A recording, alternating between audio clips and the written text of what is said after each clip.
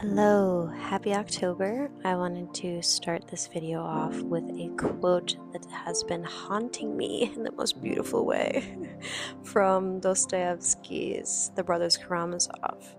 Quote, "I have a longing for life, and I go on living in spite of logic. Though I may not believe in the order of the universe, yet I love the sticky little leaves as they open in spring. I love the blue sky. I love some great deeds done by men, though I've long ceased perhaps to have faith in them. I want to travel in Europe, Alyosha, and yet I know that I am only going to a graveyard, but it's a most precious graveyard, that's what it is. Precious are the dead that lie there. Every stone over them speaks of such burning life in the past, of such passionate faith in their work, their truth, their struggle, and their science. And I shall not weep from despair, but simply because I shall be happy in my tears. I shall steep my soul in emotion." Hey guys, welcome back again. Today I am working on finishing this custom portrait, and then after that I'm going to be starting my October spooky series that I'm really excited about. I think a lot of people are going to be doing Inktober this month, and I was like, let me do something cool and fun and spunky and different. And so I was brainstorming of doing like stills from horror films, but then I thought, what could be even better? And I thought that maybe I could do portraits of final girls from classic horror. So I'm gonna have a bunch of people submit ideas on Instagram for their favorite final girl characters. If you're not familiar with the trope, this archetype, the stereotype, it is basically the strong, independent woman of some sort in various horror movies that ends up coming out at the end as the unexpected like victor and survivor when everybody else dies. The final girl is always a badass in some way, and I love the final girl trope. We all like to think that we would be the final girl. I'd like to think I'd be the final girl, but I'm probably not. But regardless, it's aspirational, it's inspiring, you're rooting for her. She's a great underdog character. Like, I love final girl trope. So I think that would be so cool. And so I'm thinking I might start with Laurie from the original Halloween movie. I might start with her. I'm not really sure yet, but I'm compiling a list and I need to paint one tonight because it's already October 1st. I don't know how this happened so quickly, but I'm really stoked on it. I think it'll be really cool, and I feel like it could potentially travel far on socials just because it's like got novelty compared to other October spooky challenges. But anyway, I was just giving you an update. Thanks for joining me.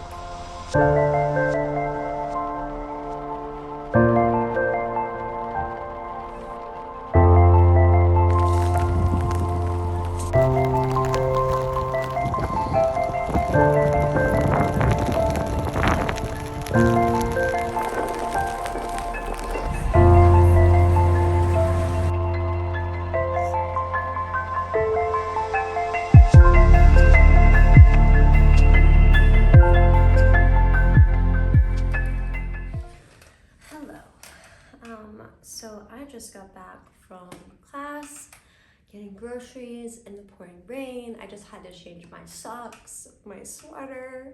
I'm getting warm with a nice hot cup of chamomile tea, and I'm nice and dry finally after multiple hours of just being damp. And right now I'm about to start my second final girl painting. It's October 3rd, but I started a day late, which nobody actually cares. Yesterday I did Sydney Prescott from the movie Scream, not the original one with Drew Barrymore, just because I happened to find this photo of the more modern Sydney Prescott, and I really love the lighting, and I ran with it, and I'm really happy with it. And today I'm going to be doing Laurie Strode from the original Halloween, because Jamie Lee Curtis is a horror icon. So I'm doing that next, and then I've got a custom piece over here that I'm going to finish tonight. I spent like a couple hours on it yesterday, and I have finally come to the conclusion that when I do custom work in the future, I will no longer be doing full-length portraits unless they're a lot bigger, because what happens is the faces are about the size of a quarter, and every little tiny brush stroke changes the entire face, and it just becomes quite a challenge when if I paint larger, every detail is a little bit easier, and the likeness is a lot easier to achieve. So I am going to start either zooming in on people's busts for smaller paintings, just as a recommendation for my customers and clients, just so that they know that I can do a better job when their faces are larger. So yeah, that's the plan today. We're gonna do the final girl painting, finish that, and then I am going to work on some new thank you cards, like postcards, and some business card designs. I might not finalize anything tonight, but I'm gonna start brainstorming.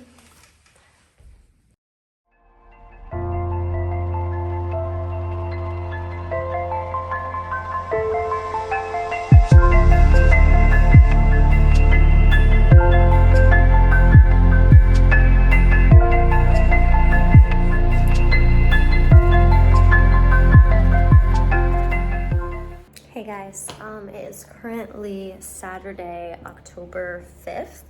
I am working on a new painting for fun, for myself, kind of for a campaign to provide relief for North Carolina, which is the state I was just living in for a year and a half.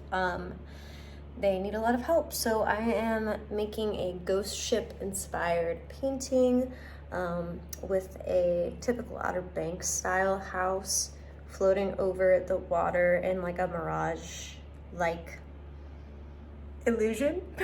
That's the word I was looking for. So yeah, I mean, it's just kind of supposed to represent the fleeting nature of things. Even things that we think will be here forever may not be, unfortunately. And so anyway, I'm working on that little painting right now. I'm about to do final girl number 4. So far I have done Sydney Prescott from the Scream movie, and then I did, wow, I'm just brain dead today. Then I did Laurie Strode from Halloween, and then I just did Ellen Ripley from the movie Alien. And today I'm going to be doing Needy from Jennifer's Body. So I'm really excited about that. But I'm gonna finish this painting first, and then I might go out for drinks with some friends, and then I might do the final girl painting. We'll see what happens. Okay, also random aside, but today I bought this tiny little baby space heater radiator, and I have a really big room. It's very drafty because I have a terrace entrance here and this other set of windows, and it's cold outside. It's like in the low 50s. So in here, it has been probably getting into the 60s. So it's been getting cold in here. I've been keeping like my shoes on to just like hang out and like get work done. But I just bought this little radiator for $30. It has like a fan and it's actually working. Like this is a huge room. It's been on for like an hour and I can tell there's a difference. So yeah, I'm pretty happy about that. It's so cute. Look at it go. Thank you, sir. Okay, so one thing about me is I'm always gonna be a big bag girl. I always got a tote, I always got a big ass bag, and I put all kinds of shit in there. I got keys, I got chapstick, I got a notebook, I got AirPods. Maybe I also have a different headphone. Maybe I put my Beats in there. Maybe I'm feeling crazy. Did I put my phone on the windowsill and run back up the stairs? Yes, I did. I'm an athlete. Also, the sound. Oh, it's satisfying. I love the sound of that door. Oh my god.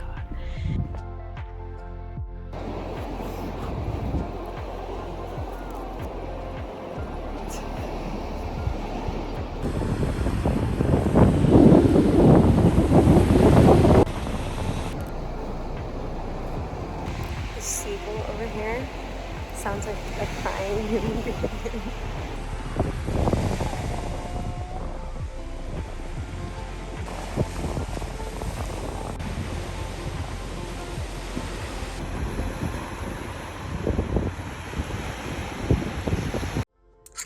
Okay, so I am going to read you guys a recent journal entry from Monday, October 7th.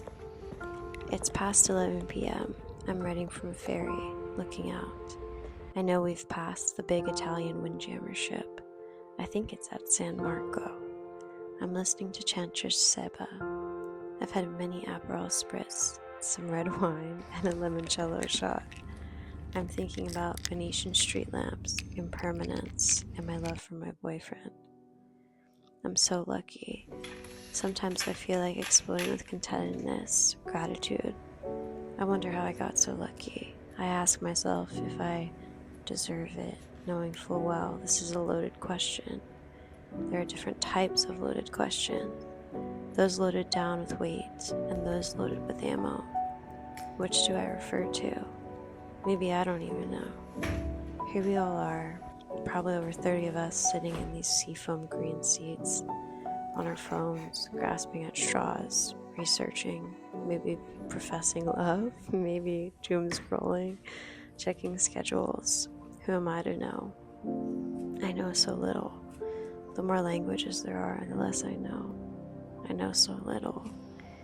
Is reading to know, or is reading to experience? What do you guys think? Do you think reading is to know, to gain knowledge? Do you think reading is to experience something? And are experience and knowledge the same thing? That's a fun little question. Let me know in the comments if you have anything interesting to say about that. But lately I've just kind of been pondering how to create a cohesive artistic style or message. I love to paint, obviously, but I also love to read and write, and I feel that there is definitely a way for these all to overlap in some kind of beautiful symphony, but I just have yet to figure out how to communicate it all at once, and I mean, I don't know if there is a way, but I feel like there is. So that's something I've just kind of been working on. I feel that I can kind of maybe accomplish it a little bit in a YouTube video, which is a cool concept to me. It's probably going to take me a long time to figure out in terms of conceptually, but I am pondering, that's for sure. Look at me go right now. I look like I'm pondering. Also, I love that sweater. It's a thrifted linen sweater that I found at a Goodwill like 2 years ago. Enjoy this palette close up. But yeah, I mean, do you guys have any ideas of how I can incorporate my love for books and literary things with my art? Maybe I'll start also doing book reviews on this channel. I think that could be really fun. I don't know. Give me ideas if you have any. Share them. So yeah, okay, I'm gonna go now. Oops, almost fell down the stairs. Hee hee.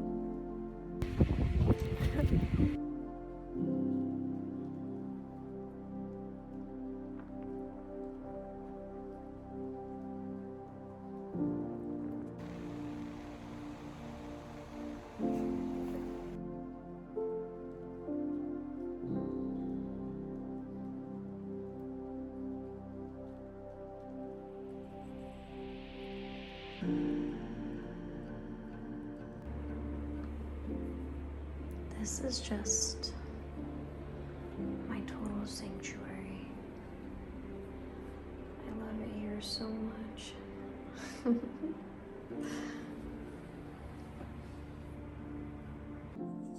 Hello. So before I went to bed, I just wanted to say hello and just touch base with you guys. I don't know where this video is at. I don't know how long it is. I feel like I've been taking clips of everything that I've found beautiful, interesting, silly, or notable in the last week. And I'm just really excited to put this all together. It is currently Sunday night. It is October 6th. I just finished my 5th final girl painting. I started a custom piece today, and I did a small 8x8 painting to raise funds for Hurricane Helene disaster relief in Western North Carolina. I'm really hoping that painting sells because I'm putting all 100% of the profits into that donation. But I will be making prints, which will be a cheaper option for people who may be feeling philanthropic but can't afford a $150 painting. So I was really happy about that. And yeah, I'm having a very chill weekend. I do find though that sometimes I get really focused, almost too focused, and I can create this sense of compounding energy and this almost snowball effect where once I get one thing done, I'm so excited to get to the next thing. And I think it lends to the fact that I'm working for myself and I feel this pressure to create as much as I physically possibly can without wearing myself all the way down to the bone. But it's hard because at the same time, I feel guilty if I have a few hours of just doing nothing. So I'm trying to just be graceful. I think part of it is this 30-day challenge I'm doing for October. The final girl paintings usually take me around 2 hours and then maybe another hour to put together the reel, do all the editing, do the posts, put it on Instagram, upload it to YouTube. It's just a lot. So that has been a major part of my day every single day, and I have made a commitment to myself. I'm very proud of myself for keeping my word on this, and I know I can do it, but it has been really challenging. So yeah, I'd say this is a reminder for both me and you, all of us, that it's okay to chill the fuck out sometimes. And I'm just not chilling that much right now. I gotta sit back and have an Aperol spritz with a friend this week because, girl, I've been doing too much. But at the same time, I'm just really stoked. Everything, I'm so excited about everything. Everything's inspiring here. Living in Venice has absolutely changed my life. It's just so beautiful here, and I live in Lido, where the beach is, and even my neighborhood, just walking to and from the grocery store is a beautiful experience. There's little red Vespas everywhere. There's little red Fiats. I feel like I'm just in a Hallmark movie or something, but a cool, feminist, artsy, underground, Cannes Film Festival Hallmark movies. Which doesn't exist. Also, don't make fun of me for using this little mic right now. My space heater is on down there. He is putting in work. I'm actually getting kind of hot, which is incredible. I'm happy to be a little bit hot right now because it's been freezing in here. So that's kind of why I whipped out the mic, but also so that I could kind of whisper because it's late. It's 10:30, and I think both of my flatmates are asleep. So this is kind of an ASMR one-on-one between us. But anyway, I feel like I'm going to end up putting this at the end of my video. I'm not really sure yet, but if I do, thank you for watching. I hope that this gives more of an insight into my life. And for those of you that are close to me, thanks for watching. And also, hello, I love you, and I hope you're having a good day. And I hope that this kind of does all the talking that I probably haven't been doing. I'm notorious for not calling people enough. I get in my own world, you know what I mean? I just get all caught up and I'm like, everything's beautiful and I'm painting all day, and then suddenly it's 11 o'clock at night and I don't know where I am, you know? So, anyway, I'll finish my spiel here, but thank you guys for being here. Thank you for supporting me. Thank you for watching this, and I'm sending you love and inspiration and aspirations, and I just want you to know that you are capable of anything you set your mind to, and if there is a vision you have for your life, you can make it happen. I don't know how this happened to me, but it's really magical. Okay. Good night. Buonanotte.